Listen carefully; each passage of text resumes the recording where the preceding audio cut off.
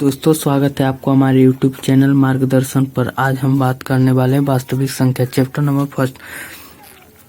वास्तविक संख्या में हम एक्सरसाइज 1.1 बना के देखेंगे और उससे पहले कुछ इस वास्तविक संख्या में पॉइंट हम जान लेते हैं। तो सबसे पहले हम पॉइंट से शुरू करते हैं। हम बात करते हैं संख्याएं कितने प्रकार के? संख्या दो प्रकार के होते हैं। संख्या दो प्रकार के होते हैं। पहले होते हैं वास्तविक संख्या, दूसरे होते हैं काल्पनिक संख्या। पहले वास्तविक संख्या,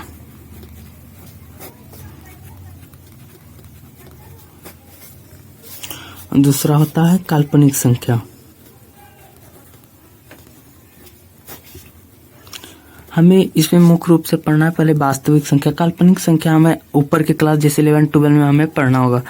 हम पहले वास्तविक संख्या को बात करते हैं। तो वास्तविक संख्या कई प्रकार के होते हैं, जिसमें पहला जैसे मानिए प्राकृत संख्या, पूर्ण संख्या, पूर्णांक, परिमेय, अपरिमेय, ये सब वास्तविक संख्या में आते हैं। तो पहला क्या होगा?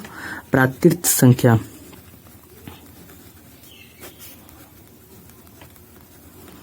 प्राकृत संख्या। दूसरा हो जाएगा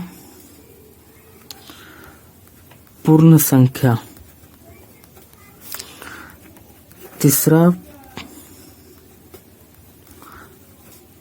पूर्णांक। चौथा परिमेय संख्या। पांचवा हो जाएगा अपरिमेय संख्या। तब हम बताने वाले हैं प्राकृत संख्या। प्राकृत संख्या किसे कहते हैं? तो इसे हम थ्योरी में बताएं, सिर्फ इसका कुछ महत्वपूर्ण पॉइंट जैसे बता दें। प्राकृत संख्या, गिनती की संख्या को प्राकृत संख्या कहते हैं।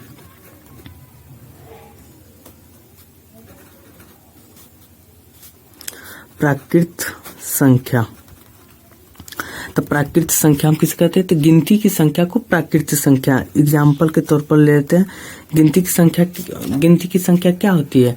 1, 2, 3, 4, 5 इन्फिनाइट तक। अब पूछेंगे सबसे छोटी प्राकृत संख्या क्या होती है? तो सबसे छोटी प्राकृत संख्या, अब सबसे छोटी प्राकृत संख्या की बात करते हैं। तो सबसे छोटी प्राकृत संख्या क्या हो जाएगी? सबसे छोटी प्राकृत संख्या 1। और सबसे बड़ी प्राकृत संख्या क्या हो जाएगी? और सबसे बड़ी प्राकृत संख्या हो जाएगी इनफाइनाइट। सबसे बड़ी प्राकृत संख्या क्या हो जाएगी? इनफाइनाइट। अब हम बात करते हैं पूर्ण संख्या पर। तो दूसरा यहाँ पर क्या हो जाएगा? पूर्ण संख्या। अब पूर्ण संख्या किसे कहते हैं? तो पूर्ण संख्या को पहले हम W से सूचित करते हैं। पूर्ण संख्या को हम W से सूचित करते हैं। W से। तो पूर्ण और प्राकृत संख्या को क्या से सूचित करते हैं? N से, यानी कि नेचुरल नंबर।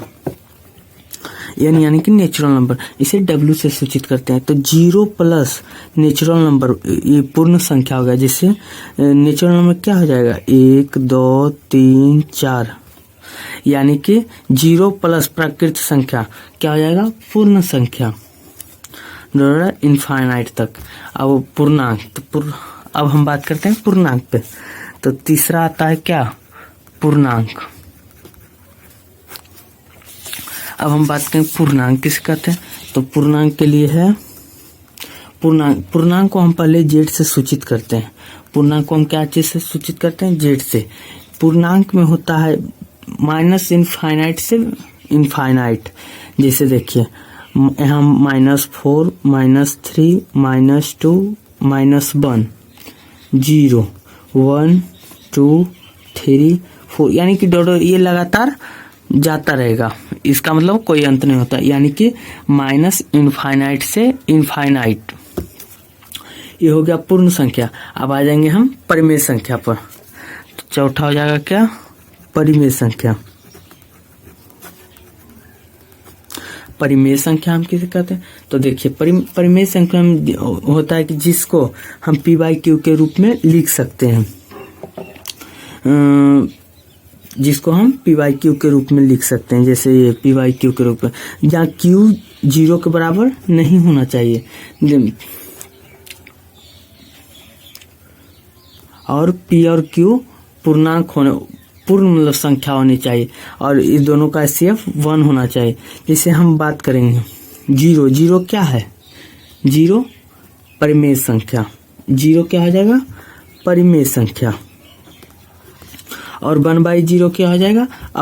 अपरिमेय संख्या। तो अपरिमेय संख्या कैसे हो गया? देखिए इसको हम क्या कहे थे, क्यू को 0 के बराबर नहीं होना चाहिए, यह क्यू हो गया तो क्यू 0 के बराबर हो गया, इसलिए यह परिमेय संख्या नहीं है। क्या परिमेय संख्या नहीं ना है? देख लीजिए। अब हम बात करते हैं अपरिमेय संख्या पर। अपरिमेय संख्या, अपरिमेय संख्या में हो जाएगा क्या? अभाज्य संख्या,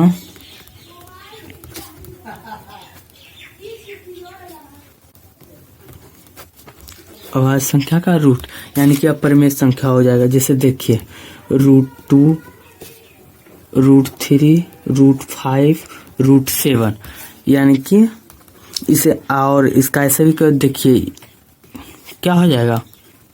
परिमेय होगा कि अपरिमेय होगा? अपरिमेय संख्या, यानी कि अनावर्ती अशांत, अनावर्ती अशांत। अब देखिए 0.3 ये क्या हो जाएगा?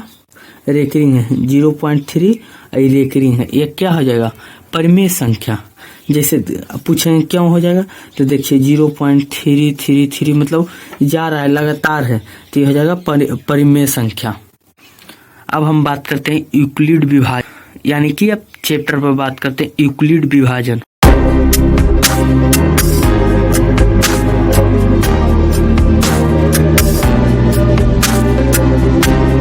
हम बात करते हैं यूक्लिड विभाजन प्रमेय। यूक्लिड विभाजन प्रमेय में होता है, मानिए हम कोई संख्या लिए हैं ए और बी, तो ए बी से बड़ा होना चाहिए। देखिए कैसे, तो यहाँ दिया हुआ है यूक्लिड विभाजन प्रमेय में 0 से बड़ा एवं बराबर होना चाहिए और r से बड़ा b।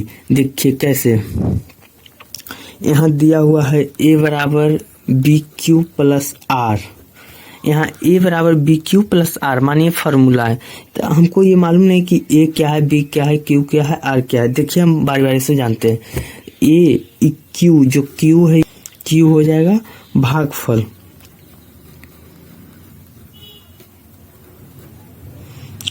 q क्या हो जाएगा? भागफल। और ये r क्या हो जाएगा? शेष, यानी कि शेषफल। q हो जाएगा शेषफल। और ये क्या है? ये हो जाएगा भाजक। और ये b क्या है? तो b देखिए यहाँ क्या हो जाएगा? भाज्य।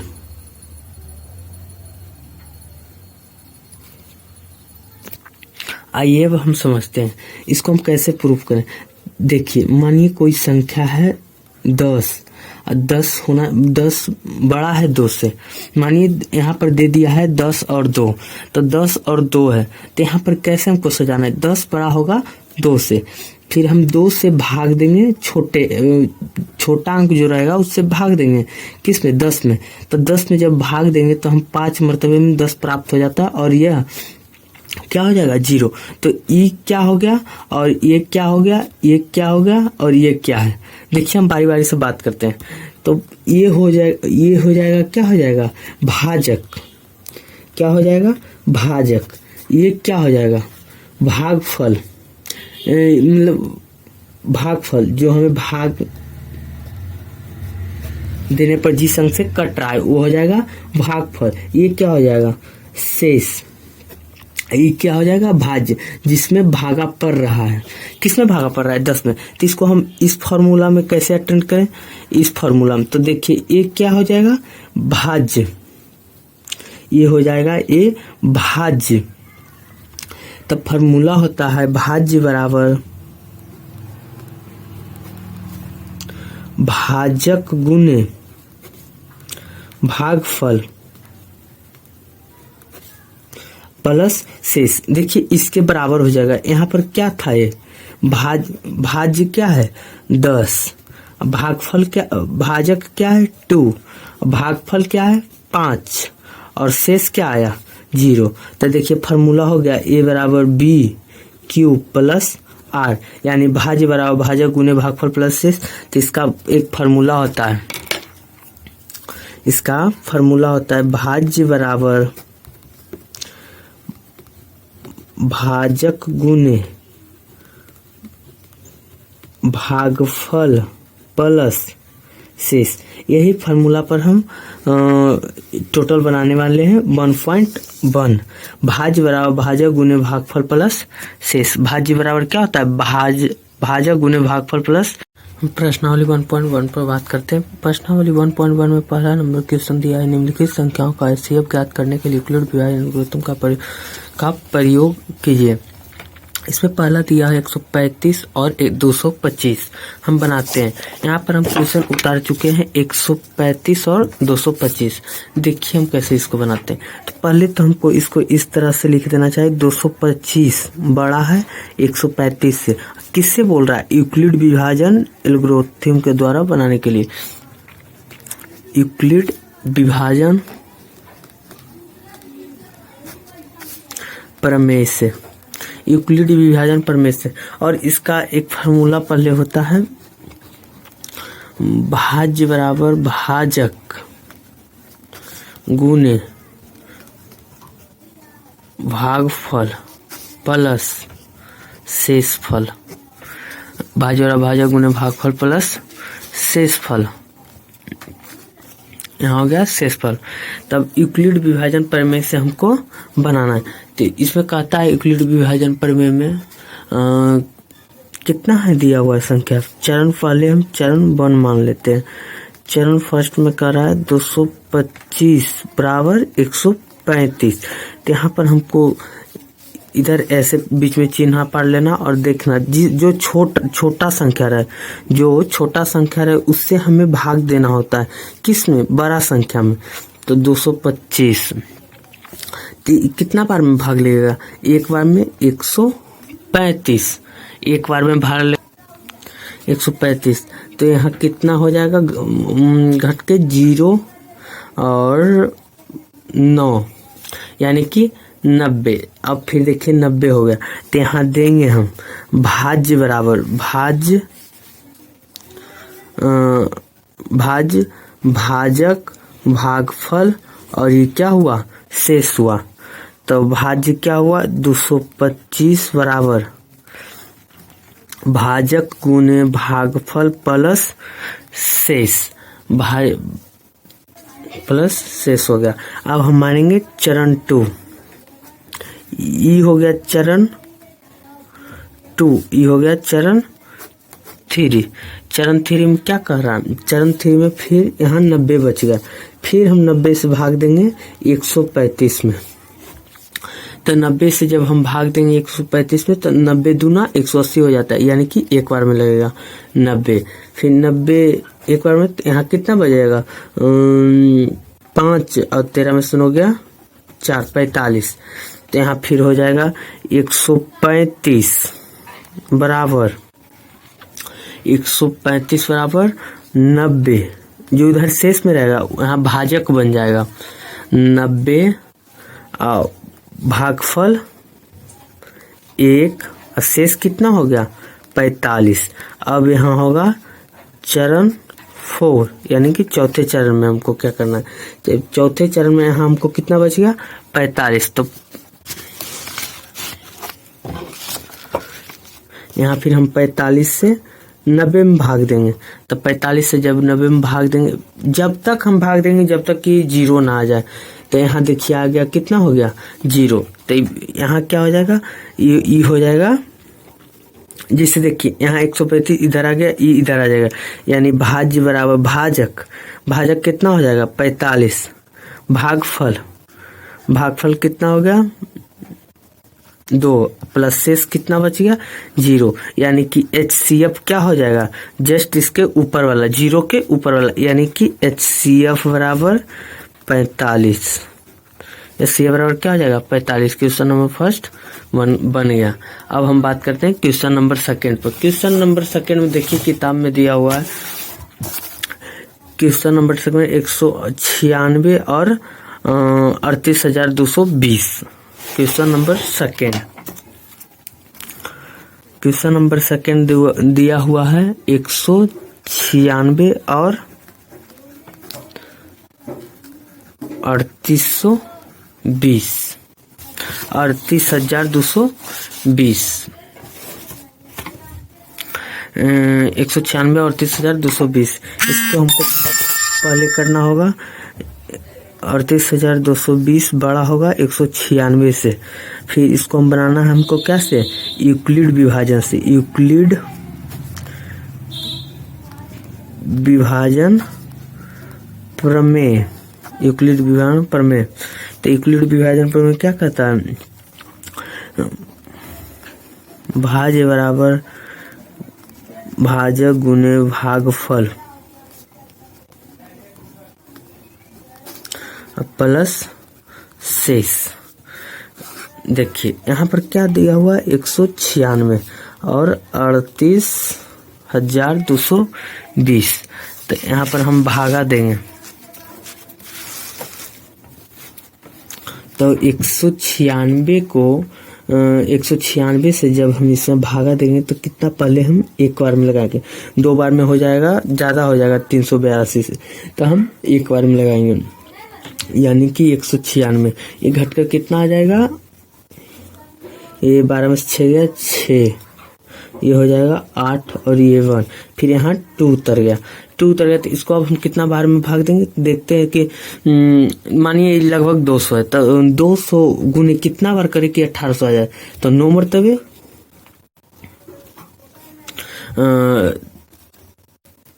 9 मरतबे में ये भाग लेगा, तो 9 मरतबे में हो जाएगा 1700 लमसम 64 हो जाएगा। हाँ 1764। तो 12 में से 4 गया 8, 12 में से 4 गया 8, ये बच गया 6, 15 में से 6 हो गया 9, इधर 0 0, तो ये हो गया 98। अब यहाँ पर क्या बच रहा है, 0, एक 0 और लगाएंगे तो कितना बार में कट रहा है, 5 मरतबे में।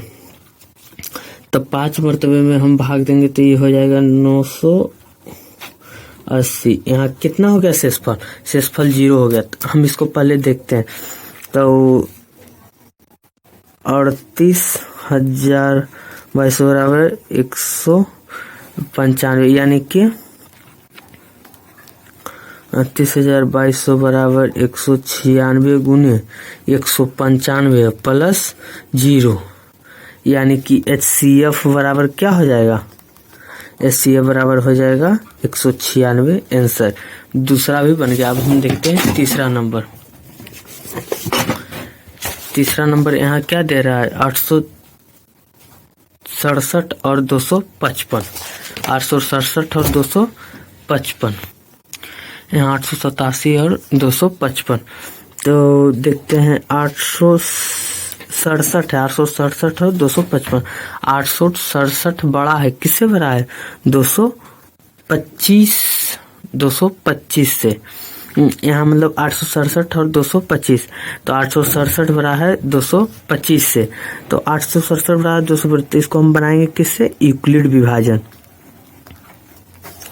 यूक्लिड विभाजन प्रमेय से। यूक्लिड विभाजन प्रमेय से हम बनाएंगे। तो यूक्लिड विभाजन प्रमेय में कहता है कि भाज्य बराबर भाजक गुने भागफल प्लस शेषफल, यानी शेष। तो भाज्य बराबर भाजक गुने भागफल प्लस शेष। तो हम देखते हैं 225 है, इससे भागा देंगे कितने में, 867 में, 867 में। तो इसमें हम भाग देते हैं तो कितना बार में लगेगा, 2 4 6, यानी कि 3 मरतबे में।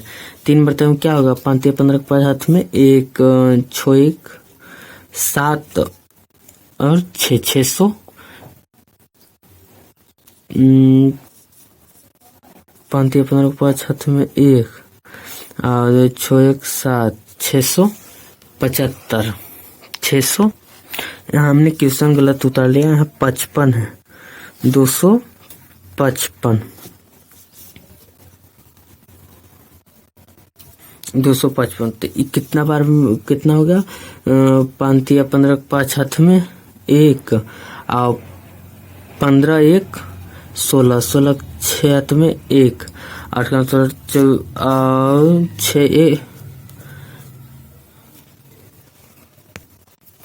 7 हो जाएगा, यानी कि 765। तो 765 हो गया। यहाँ पर देखेंगे क्या होगा, 2 यहाँ हो जाएगा 0 और यहाँ 1, यानी कि 102। 102 इससे तो आगे नहीं है, तो इसको अब इसमें हम भाग देंगे। तो लिखेंगे 800 भाजक बराबर भाज्य बराबर भाजक। भाजक कितना 255 गुने भागफल प्लस शेष कितना है 102। अब इधर आ जाएगा 255। अभी बन जाएगा भाज्य। अब ये हो जाएगा, अब 255 क्या हो जाएगा भाज्य। तो इसको हम भागा जब देंगे 102 से 255 में, 102 से 255 में कितना बार में लगेगा 2 मरतबे, यानी कि 204। ये हो जाएगा 1 5 51, ये हो जाएगा 0। अब देखिए हो गया 102 गुने 2 प्लस शेष कितना बचा 51। अब 51 से भाग देंगे 102 में, तो 2 मरतबे में खत्म हो गया। शेषफल कितना हो गया 0। तो 102 बराबर 102 बराबर क्या हो जाएगा, कितना से भाग दें 51 से, यहाँ भाग दिए 51 से, तो यहाँ 51 गुना 2 प्लस शेषफल कितना 0, यानी कि HCF हो जाएगा 0 से 60।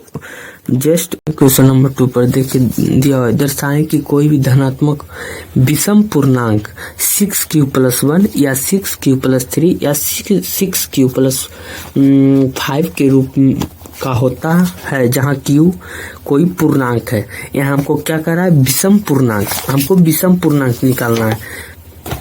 तो हम मानेंगे दूसरा, हमको क्या होगा मानना होगा, माना ये एक क्या है विषम पूर्णांक है, ये एक विषम पूर्णांक है जो 6 से बड़ा है। तो यानी कि 6 से बड़ा, यानी कि b क्या हो जाएगा 6 हो जाएगा। अतः बाकी जो जितना होगा उससे कम, अतः शेषफल 6 से कम होगा। अतः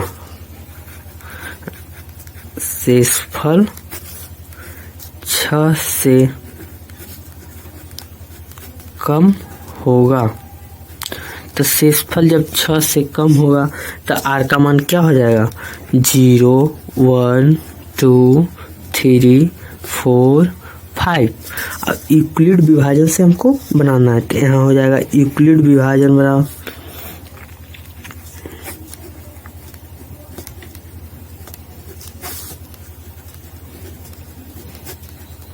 यूक्लिड विभाजन प्रमेय से। तो यूक्लिड विभाजन प्रमेय में कहता है, a बराबर BQ प्लस R, a बराबर BQ प्लस R, जहाँ R बराबर पहले हम 0 रखेंगे। तो a बराबर b का मान क्या है 6q प्लस R हो जाएगा, यानी 6q।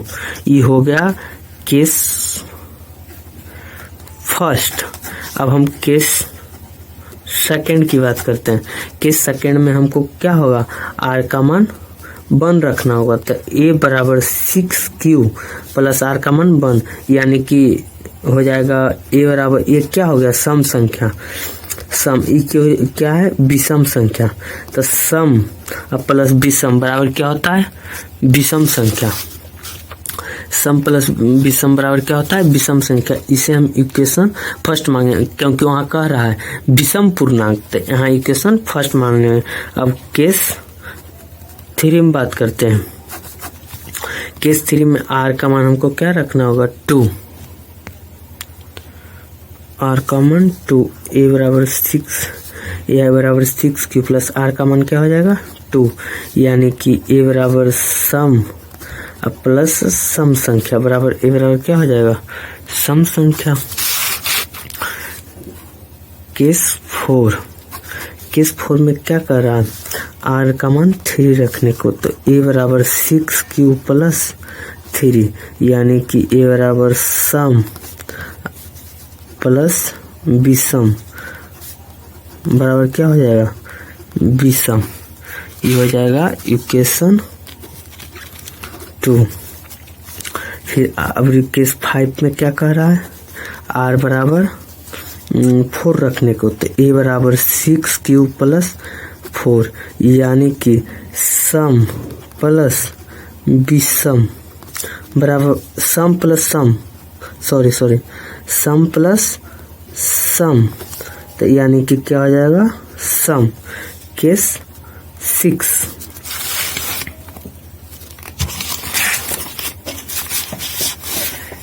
6 में क्या कह रहा है, आर बराबर 5 रखने को, तो ए बराबर 6 क्यूब प्लस 5 यानी कि सम प्लस विषम बराबर क्या हो जाएगा, विषम, यानी कि इक्वेशन 3।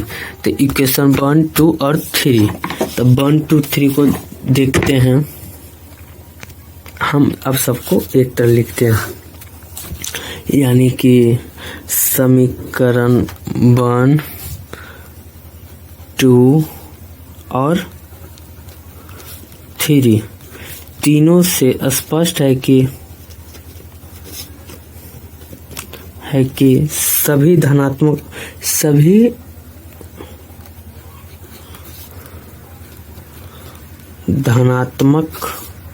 विषम पूर्णांक